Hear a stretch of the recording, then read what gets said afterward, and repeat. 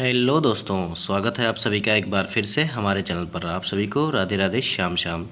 आज हम इस वीडियो में जो है बिहार के जीएस के बारे में बात करेंगे। जो भी हमारे, चाहे वो बिहार के हिस्ट्री से रिलेटेड हो, ज्योग्राफी से रिलेटेड हो, या कृषि से रिलेटेड हो, या किसी भी क्षेत्र से रिलेटेड हो, जो क्वेश्चन जो है बीपीएससी के द्वारा जो है बिहार के गवर्नमेंट एग्जाम में पूछे गए हैं, उन सभी को जो है हम इस सेशन में वो डिस्कस कर रहे हैं। और ये हमारी श्रृंखला जो है वो प्रीवियस ईयर की श्रृंखला चल रही है, और बिहार स्पेशल जीके जीएस की। अगर आपने इसके पहले की वीडियोज़ नहीं देखी हैं तो उसका जो है प्लेलिस्ट का लिंक जो है हमारे वीडियो के डिस्क्रिप्शन में मिल जाएगा, वहाँ से जाके आप देख सकते हैं। बिहार जीके जीएस स्पेशल के अलावा दोस्तों हमारे चैनल पर जो है वो भूगोल, इतिहास, पॉलिटी और ईवीएस और इसके अलावा जो है साइंस की भी क्लासेज जो है वो लगातार जो है वो प्रोवाइड करवाई जा रही हैं। और अगर आप लोगों ने नहीं देखी है तो उसको भी ज़रूर देख लीजिए। और डेली क्लास की पीडीएफ के लिए आप हमारे टेलीग्राम से जुड़ जाइए, चैनल से जुड़ जाइए, जहां पर हम डेली क्लास की पीडीएफ जो है वो शेयर करते हैं, और साथ साथ में इम्पॉर्टेंट ई बुक और इम्पॉर्टेंट अपडेट भी आप तक सब पहुँचाने का प्रयास करते हैं। वीडियो में आगे बढ़ने से पहले मैं आप सभी से कहना चाहूँगा कि अगर आप सभी हमारे चैनल पर नए हैं और अभी तक चैनल को सब्सक्राइब नहीं किया है तो चैनल को सब्सक्राइब कर लीजिए और बेल आइकन को प्रेस कर दीजिए, ताकि सबसे पहले जो है नोटिफिकेशन और अपडेट आपको मिलता रहे। इसके अलावा दोस्तों वीडियो को ज़्यादा से ज़्यादा शेयर कर दीजिएगा अपने दोस्तों में, और लाइक ज़रूर कर दीजिएगा। आपका एक लाइक जो है वो हमारे लिए एनर्जी का काम करता है। हमारे सेशन का पहला सवाल है कि गुल्लक बच्चा बैंक जो है, गुल्लक बच्चा बैंक अभी तक पूछा नहीं गया है, तैयारी में हो सकता है पूछ ले, ठीक है। ये कहाँ स्थित है? तो गुल्लक बच्चा बैंक जो है ये हमारा पटना में स्थित है। कहाँ पे? पटना में स्थित है। इसीलिए हमारा बी विकल्प जो है वो सही हो जाएगा। देखिए, गुल्लक बच्चा बैंक गरीब बच्चों का एक सामूहिक बैंक है जो पटना में स्थित है। इसमें पटना के स्लम बस्ती के 500 से अधिक बच्चे अपनी बचत के 5-10 रुपये जमा करते हैं, और इन पैसों को अपनी शिक्षा के अलावा अन्य आकस्मिक ज़रूरतों के लिए इस्तेमाल करते हैं। जैसे हम बचपन में एक गुल्लक लेके उसमें 1-1 रुपये डालते थे। जब हमारे घर कोई रिश्तेदार आते थे तो हमको 1-2 रुपये दे जाते थे, हम क्या करते थे उसको गुल्लक में डालते थे। तो वही सिस्टम यहाँ भी है, लेकिन ये थोड़ा सा मॉडर्नाइज है। यह बैंक बिहार सरकार के मानव संसाधन विकास संस्था की एक किलकारी बिहार के जरिए संचालित होता है। इस बैंक का संचालन जो है वो बच्चों के द्वारा ही किया जाता है, ठीक है। हमारा अगला सवाल है कि बिहार में औद्योगिक वित्तीय सहायता प्रदान करने हेतु प्रमुख वित्तीय संस्था जो है वो कौन सी है? तो आपको बताना है कि इसमें से जो है वो कौन सी जो प्रमुख वित्तीय संस्था है। आपका जो सवाल है 41वीं बीपीएससी प्री 1996 में आपसे पूछा गया है, और इसका जो सही जवाब होगा वो विकल्प सी जो है वो सही हो जाएगा। बिहार राज्य वित्त निगम जो है ये जो है वो औद्योगिक वित्तीय सहायता प्रदान करने के लिए बिहार का जो है वो प्रमुख वित्तीय संस्था है। सी विकल्प जो है वो हमारा सही हो जाएगा। इसकी स्थापना कब हुई थी? तो इसकी स्थापना जो है कब हुई थी? 1954 में हुई थी। यह भी याद रखिएगा, आपसे पूछा जा सकता है। 1954 में हुई थी। किसकी स्थापना? तो बिहार राज्य वित्त निगम। कमेंट बॉक्स में लिख दीजिएगा कि बिहार राज्य वित्त निगम और डैश करके 1954। हमारा अगला सवाल है कि नीचे 2 वक्तव्य दिए गए हैं जिनमें एक कथन और दूसरा कारण है, दोनों को ध्यानपूर्वक पढ़ें। तो ये कह रहा है कि दक्षिण बिहार जो है उत्तरी बिहार की अपेक्षा अधिक विकसित है, ठीक है। तो ये बात जो है ये सही है कि दक्षिण बिहार जो है वो उत्तरी बिहार की अपेक्षा जो है अधिक विकसित है। कारण क्या है? कि दक्षिणी बिहार में जो है उद्योगों का विकास हुआ है, ठीक है। तो ये इस कारण भी सही है। इसलिए हमारा पहला ही विकल्प जो है ए और आर दोनों सही है, और ए की सही व्याख्या आर करता है। तो हमारा ए विकल्प जो है सही हो जाएगा, ठीक है। देखिए, वर्तमान में दक्षिणी बिहार उत्तरी बिहार की अपेक्षा जो है अधिक विकसित है, परंतु 2000 साल पहले दक्षिण बिहार अर्थात वर्तमान झारखंड उत्तरी बिहार की अपेक्षा कम विकसित था। दक्षिणी बिहार का अल्प विकास ही अलग झारखंड निर्माण राज्य का मूल मुद्दा रहा। दक्षिण बिहार खनिज प्रधान क्षेत्र रहा। फलस्वरूप खनिजों पर आधारित उद्योगों का विकास दक्षिण बिहार में अपेक्षाकृत अधिक है। जमशेदपुर, धनबाद, बोकारो और दक्षिण बिहार के प्रमुख औद्योगिक नगर हैं, ठीक है। हमारा अगला सवाल है कि सुनंदिनी कार्यक्रम जो है वो किससे संबंधित है? आपसे 67वीं बीपीएससी प्री री एग्ज़ाम में आपसे 2022 में पूछा गया है कि सुनंदिनी जो कार्यक्रम है उसका संबंध जो है किससे है? तो ये जो है आंगनबाड़ी कार्यकर्ताओं से है। इसीलिए हमारा ए विकल्प जो है वो सही हो जाएगा। देखिए, वर्ष 2021 में समाज कल्याण विभाग एवं बिहार मुक्त विद्यालय शिक्षण एवं परीक्षा बोर्ड के संयुक्त प्रयास से आंगनबाड़ी कार्यकर्ताओं के शैक्षणिक योग्यता के सुदृढ़ीकरण एवं ऑनलाइन शिक्षा प्राप्त करने हेतु सुनंदनी कार्यक्रम की जो है वो शुरुआत की गई थी। ठीक है, कब की गई थी? तो 2021 में।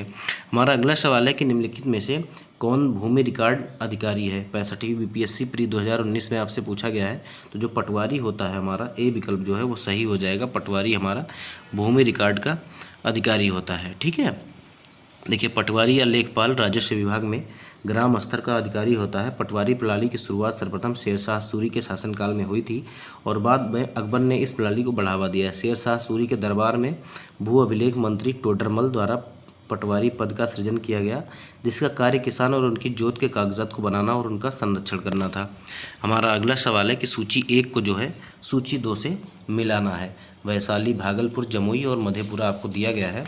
ठीक है, तो जो हम पहले जानते हैं वो पहले हम मिला लेते हैं। जैसे वैशाली हमारा, अगर आपको वैशाली में कन्फ्यूजन है वैशाली छोड़ दीजिए।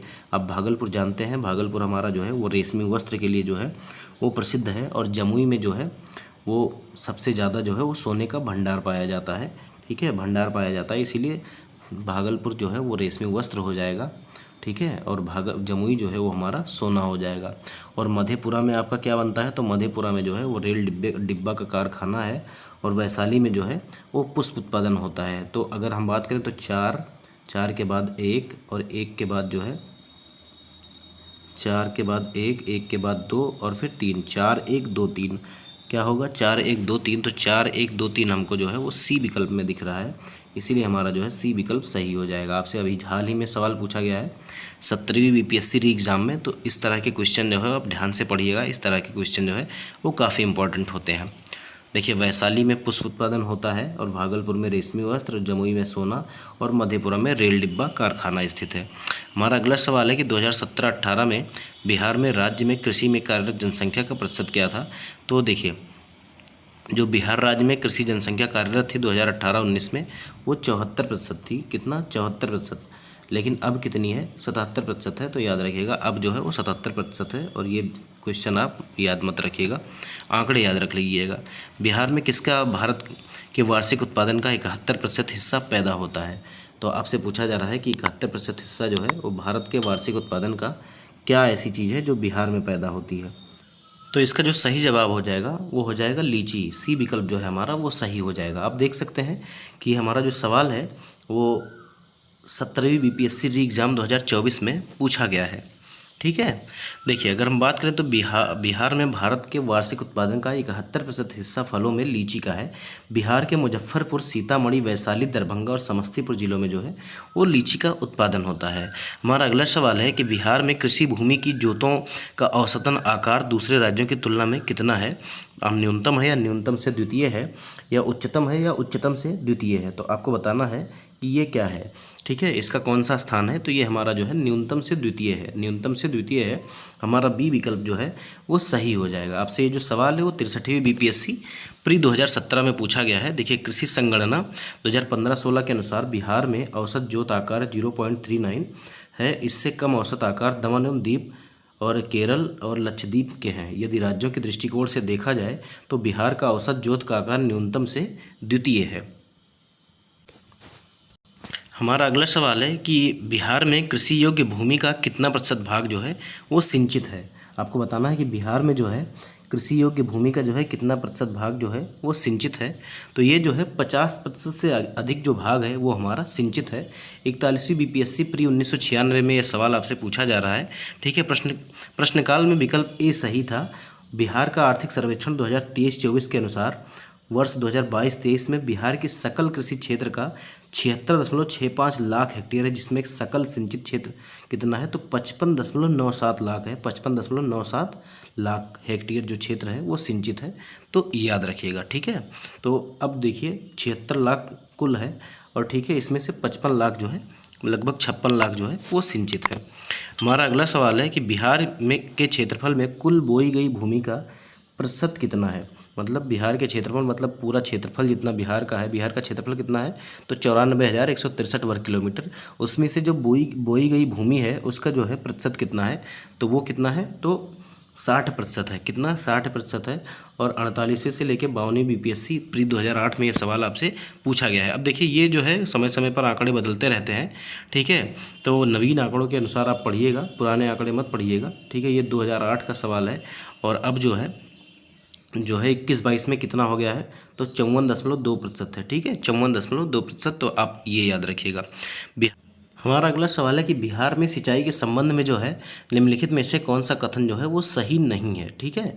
तो बिहार के कुल क्षेत्रफल का लगभग 46% भाग जो है सिंचित है, ये भी हमारा सही हो जाएगा। और बिहार में कुल सिंचित क्षेत्रफल का लगभग 30% भाग जो है नहरों तथा 39% भाग जो है नलकूपों के द्वारा सिंचित होता है। तो ये जो है वो हमारा गलत हो जाएगा, क्योंकि लगभग जो है वो 64% जो है भाग जो है वो नलकूपों और नहरों के द्वारा सिंचित होता है। तो हमारा यही गलत हो जाएगा। तो इसीलिए हमारा क्या है कि बी विकल्प ही हमारा गलत हो जाएगा। बाकी हमारे दोनों विकल्प जो हैं वो हमारे सही हैं। नहरों द्वारा सिंचित सर्वाधिक क्षेत्रफल भोजपुर, औरंगाबाद, पश्चिम चंपारण, रोहतास एवं मुंगेर, और नलकूपों द्वारा सर्वाधिक क्षेत्रफल समस्तीपुर, सीतामढ़ी, बेगूसराय, मुजफ्फरपुर, गोपालगंज और खगड़िया जिले में है। हमारा जो बी विकल्प है वो हमारा गलत हो जाएगा, ये चीज़ सही नहीं है। देखिए प्रश्नकाल में बिहार की सिंचित भूमि का 27.87% भाग जो है नहरों एवं 64.64 भाग जो है वो नलकूपों के द्वारा होता था। और यहाँ पर आपसे कितना कहा जा रहा है? यहाँ पर आपको 39% कहा जा रहा है, ठीक है, नलकूप के द्वारा। तो लेकिन नलकूप कितना है? 64। और 30% जो है वो नहरों के द्वारा कहा जा रहा है, लेकिन नहरों के द्वारा कितना है? तो 27.87। इसीलिए हमारा बी विकल्प जो है वो गलत हो जाएगा। और 2023-24 के अनुसार बिहार में नलकूप जो है सिंचाई का मुख्य स्रोत है। नलकूप क्या होता है?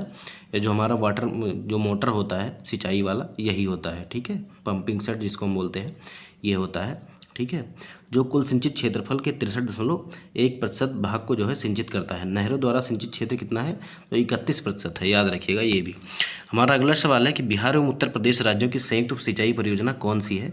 आपसे 47वीं यूपीएससी प्री 2005 में आपसे ये सवाल पूछा गया है। तो ये जो है वो गंडक परियोजना है। गंडक परियोजना जो है वो बिहार एवं उत्तर प्रदेश दोनों राज्यों की जो है वो संयुक्त सिंचाई परियोजना है, और इससे जो है वो दोनों राज्यों को लाभ मिलता है। इसीलिए हमारा डी विकल्प जो है वो हमारा सही हो जाएगा। देखिए गंडक परियोजना बिहार और उत्तर प्रदेश की जो है वो संयुक्त परियोजना है। यह बिहार के वाल्मीकि नगर के निकट गंडक नदी पर निर्मित है। इसकी लंबाई जो है 743 मीटर, चौड़ाई 10 मीटर। इस पर दो नहरें निकाली गई हैं। तिरहुत नहर जो पश्चिम की ओर जाती है और सारण नहर जो है पूर्व की ओर जाती है। तिरहुत नहर से सारण जिले के 4.8 लाख हेक्टेयर भूमि की सिंचाई होती है, और सारण नहर से जो है पश्चिमी चंपारण, मुजफ्फरपुर, दरभंगा जिलों में जो है वो 6.9 लाख हेक्टेयर भूमि की सिंचाई होती है। गंडक नदी मध्य हिमालय से निकलकर बिहार और उत्तर प्रदेश की सीमा बनाती है, और यह सोनपुर के समीप जो है वो गंगा में मिल जाती है। हमारा अगला सवाल है कि बिहार नहर प्रणालियों में किससे बिहार के क्षेत्र में सिंचाई होती है? तो बिहार की सिंचाई करने वाली नहर कौन सी है? तो ये हमारा त्रिवेणी नहर है। इसीलिए हमारा बी विकल्प जो है वो सही हो जाएगा। ये सवाल आपसे कब पूछा गया? तो ये जो है 60वीं से 62वीं बीपीएससी 2016 में पूछा गया है। आगे बढ़ने से पहले मैं आप सभी से रिक्वेस्ट करना चाहूँगा कि अगर आप लोगों ने अभी तक वीडियो को लाइक नहीं किया है तो लाइक कर दीजिए, और चैनल को सब्सक्राइब करके बेल आइकन को प्रेस कर दीजिए, और वीडियो को ज़्यादा से ज़्यादा अपने दोस्तों में शेयर कर दीजिएगा। हमारा अगला सवाल है कि बिहार की सिंचाई क्षमता अंततः कितनी है? आपको बताना है कि बिहार की सिंचाई क्षमता जो है वो अंततः कितनी है। तो ये हमारा जो है 89.20 लाख हेक्टेयर है। इसीलिए हमारा ए विकल्प जो है वो सही हो जाएगा। देखिए प्रश्नकाल में विकल्प कौन सा था? सही था, ए सही था। क्यों? क्योंकि ये 1995 का सवाल है। और 2022-23 की अगर बात करें तो वृहद और मध्यम सिंचाई परियोजनाओं की प्रयुक्त सिंचाई क्षमता कितनी है? तो 25.04 लाख हेक्टेयर है, जो सृजित सिंचाई क्षमता का 37.38 लाख हेक्टेयर का 66.9% है। लघु सिंचाई के मामले में प्रयुक्त क्षमता कितना है? 42.9 लाख हेक्टेयर है, जो सृजित क्षमता का कितना है?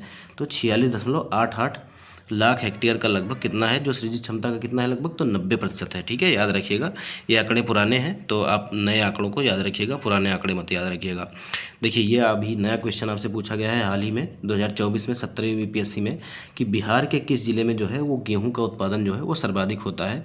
तो चाहे गेहूँ की बात की जाए या चावल की बात की जाए, दोनों में जो है वो रोहतास का जो है स्थान जो है वो सर्वाधिक है। इसीलिए हमारा सी विकल्प जो हो जाएगा वो सही हो जाएगा। सी विकल्प जो है वो सही हो जाएगा। बिहार आर्थिक सर्वेक्षण 2023-24 के अनुसार सर्वाधिक उत्पादन जो है रोहतास जिले में होता है। जहानाबाद में गेहूं का उत्पादन जो है इतना टन है, कितना? 69.02 हज़ार टन, ठीक है। सबसे ज़्यादा रोहतास में होता है, फिर भोजपुर आता है, और फिर आपका पटना आता है। हमारा अगला सवाल है कि दक्षिण बिहार में प्रचलित परंपरागत जल संरक्षण सिंचाई पद्धति क्या कहलाती है। आपसे ये 65वीं बीपीएससी प्री एग्ज़ाम प्री 2020 में पूछा गया है। इसे क्या कहा जाता है, तो इसे आहर पाइन कहा जाता है। तालाब या छोटी छोटी नहरें जो होती हैं उनसे जो है सिंचाई की जाती है, इसे आहर पाइन कहा जाता है। ठीक है, ए विकल्प जो है वो सही हो जाएगा। देखिए, दक्षिण बिहार में प्रचलित परंपरागत जल संरक्षण सिंचाई पद्धति को हम क्या कहते हैं, आहर पाइन कहते हैं। इसमें जल संसाधनों के प्रबंधन है तो प्रतिधारण तालाबों एवं वाहिकाओं नहरों का जो है वो प्रयोग किया जाता है। हमारा अगला सवाल है कि मोटा अनाज को चमत्कारिक अनाज और भविष्य की फसल क्यों कहा जाता है। तो आपके पास 4 ऑप्शन है, इनमें से आपको बताना है कि कौन सा सही है। आपका पहला ऑप्शन है सूखा सहिष्णु फसल, या कुछ बाहरी कारक की आवश्यकता है, पोषण की दृष्टि से जो है चावल और गेहूं के बराबर है, या उपयुक्त में से एक से अधिक, या उपयुक्त में से कोई नहीं। तो इसका जो सही जवाब हो जाएगा वो हमारा ए विकल्प हो जाएगा। ये सूखी और सहिष्णु फसल होती है, इसमें जो है पोषक तत्व तो भरपूर मात्रा में पाए जाते हैं, और इसमें क्या है कि पानी की भी जो है वो कम आवश्यकता होती है, इसीलिए इसे भविष्य की फसल कहा जाता है। आपका जो ये सवाल है वो बीपीएससी स्कूल टीचर 7/12/2023 में आपसे पूछा गया था। देखिए, मोटा अनाज को चमत्कारिक अनाज और भविष्य की फसल कहा जाता है क्योंकि ये पोषक तत्वों से युक्त होते हैं, और इसमें सूखा, सहिष्णु, प्रकाश, असंवेदनशीलता और जलवायु परिवर्तन के प्रति जो है अनुकूलता पाई जाती है। हमारा अगला सवाल है जो 17वीं बीपीएससी एग्जाम 2024 में पूछा गया है कि बिहार के किस जिले में जो है मखाना का उत्पादन जो है सबसे अधिक होता है। तो मखाना का उत्पादन जो है कहाँ होता है, तो ये मधुबनी जो है वो मखाने के लिए प्रसिद्ध है, इसीलिए हमारा डी विकल्प जो है वो हमारा सही हो जाएगा। मधुबनी के अलावा जो है दरभंगा, सीतामढ़ी, सहरसा, कटिहार में जो है मखाना उत्पादन होता है, ये भी याद रखिएगा। हमारा अगला सवाल है कि बिहार के कृषि जलवायु क्षेत्र में सबसे अधिक जिले हैं, वो कौन सा कृषि जलवायु क्षेत्र है जिसमें जो है वो सबसे अधिक जिले हैं। ठीक है, तो ये जो है वो हमारा जो है उत्तर पश्चिम जो क्षेत्र आता है, इसमें जो है वो सबसे ज़्यादा ज़िले आते हैं। आपसे ये सवाल जो है वो 67वीं बीपीएससी प्री 2022 में पूछा गया है। ठीक है, देखिए, बिहार जो है कृषि जलवायु क्षेत्र 4 के अंतर्गत आता है, जिसे मध्य गंगा का मैदानी क्षेत्र कहा जाता है, और मिट्टी के लक्षण, वर्षा, तापमान एवं भूभाग के आधार पर बिहार को 3 उपक्षेत्रों उत्तर पूर्व, उत्तर पश्चिम जलोढ़ मैदान तथा दक्षिण बिहार जलोढ़ मैदान में बांटा गया है। दक्षिण बिहार मैदान को पुनः दक्षिण पूर्व और दक्षिण पश्चिम में वर्गीकृत किया गया है, और उत्तर पश्चिम में जो है कुल 12 जिले शामिल हैं, जबकि उत्तर पूर्व में 8 जिले शामिल हैं। दक्षिण बिहार जलोढ़ मैदान में कुल जोन में कुल 17 जिले हैं, इसीलिए जो है सबसे ज़्यादा जो हमारा किस में हो जाएगा, तो वो हमारा दक्षिण पश्चिम में हो जाएगा। ठीक है, बिहार के किस जिले में जो है लीची का उत्पादन जो है वो सर्वाधिक होता है, आपको बताना है। और 17वीं बीपीएससी री एग्ज़ाम 2024 में आपसे सवाल पूछा गया है, अभी लेटेस्ट सवाल है, तो ये आपसे फिर से पूछा जा सकता है। ये जो है हमारा जो मुजफ्फरपुर है ये हमारा लीची के लिए सबसे ज़्यादा प्रसिद्ध है, इसीलिए हमारा सी विकल्प जो हो जाएगा वो हमारा सही हो जाएगा। देखिए, बिहार आर्थिक सर्वेक्षण 2023-24 के अनुसार बिहार में वर्ष 2022-23 में सर्वाधिक लीची का उत्पादन मुजफ्फरपुर जिले में हुआ है। सिवान में लगभग 8.70 हज़ार टन हुआ है, और सोनपुर, छपरा बिहार के कुछ जिलों में जो है वो भी लीची का उत्पादन होता है। हमारा अगला सवाल है कि बिहार का सर्वाधिक जूट उत्पादक जिला कौन सा है। आपको बताना है कि सबसे ज़्यादा बिहार में जो है वो जूट उत्पादन करने वाला कौन सा ज़िला है। तो ये सबसे ज़्यादा जो है हमारा जो पश्चिम बंगाल से सटे ज़िले हैं वहाँ पे जो है जूट का उत्पादन होता है, जहाँ पे जो है पानी की मात्रा जो है अधिक देखने को मिलती है और वर्षा की मात्रा। तो इसीलिए हमारा जो पूर्णिया है डी विकल्प वो हमारा सही हो जाएगा। आपसे ये सवाल जो है वो 63वीं बीपीएससी प्री 2017 में पूछा गया सवाल है। हमारा अगला सवाल है कि बिहार सरकार की ऑर्गेनिक कॉरिडोर योजना के तहत निम्नलिखित में से किसके किनारे या पास में जो है जैविक कृषि को बढ़ावा दिया जाएगा। इसमें से क्या है, गंगा नदी, राष्ट्रीय राजमार्ग, तराई पट्टी और नगरीय केंद्र। तो इनमें से जो है वो गंगा नदी के किनारे जो है वो जैविक खेती को बढ़ावा देने का जो है सरकार का जो है प्रस्ताव है, और उसी के लिए जो है ऑर्गेनिक जो है कॉरिडोर योजना शुरू की गई है। ये आपका सवाल जो है वो बीपीएससी सीडीपीओ प्री 2018 में पूछा गया है। अगर हम बात करें तो बिहार सरकार ऑर्गेनिक कॉरिडोर, जिसे हम जैविक कॉरिडोर भी कहते हैं, योजना के तहत गंगा नदी से सटे 13 जिलों में जो है वो जैविक कृषि को जो है वो बढ़ावा दिया जाएगा। हमारा अगला सवाल है कि बिहार में लीची उत्पादन कितना है। तो बीपीएससी सीडीपीओ प्री 2018 में ये सवाल आपसे पूछा गया है। ठीक है, तो बिहार जो है वो भारत का जो है लगभग जो है वो 40% से ज़्यादा जो है वो लीची का उत्पादन करता है, और आपको 40% जो है वो कहीं ऑप्शन में नहीं दिया गया है, इसीलिए जो है हमारा ई विकल्प जो है उपयुक्त में से कोई नहीं, वो हमारा सही हो जाएगा। अगर हम बात करें तो मई 2017 की कृषि और किसान कल्याण मंत्रालय भारत सरकार की एक रिपोर्ट में बताया गया है कि बिहार देश में जो है शीर्ष लीची उत्पादक राज्य है, और लीची उत्पादन में बिहार का योगदान जो है लगभग 40% है। ठीक है, हमारा अगला सवाल है कि बिहार में उत्पादन की दृष्टि से चावल के बाद दूसरी फसल कौन सी है।